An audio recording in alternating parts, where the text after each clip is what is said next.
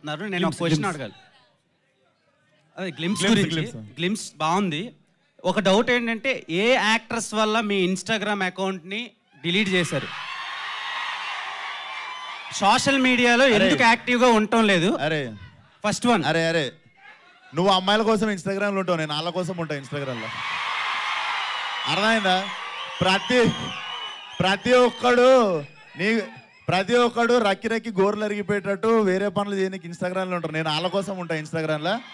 And Instagram ఎందుకు deactivate చేసిన అన్నది యాక్చువల్లీ చెప్తా.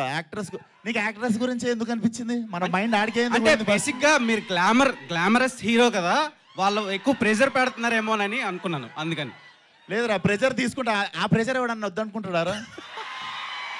Okay, anyway. సో ఇప్పుడు ఆన్సర్ చెప్తా.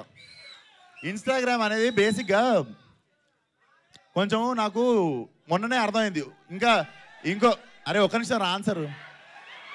మార్చి 29 వస్తుంది. మీరే చెప్పండి రా. మార్చి 29న నాకు 30 ఏళ్ళు వస్తాయని మొన్న అర్థమైంది.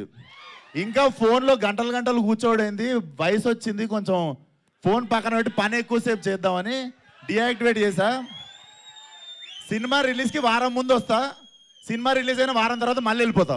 అదేంటి 22 ఇయర్స్ లానే ఉన్నారు ఇంకా కనిపించడానికి? అవును. Okay, and all the very best.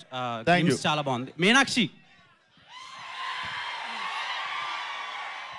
అందుకే రా నువ్వు ఇన్స్టాగ్రామ్లో నువ్వు ఆ క్వశ్చన్ అడిగింది నన్ను.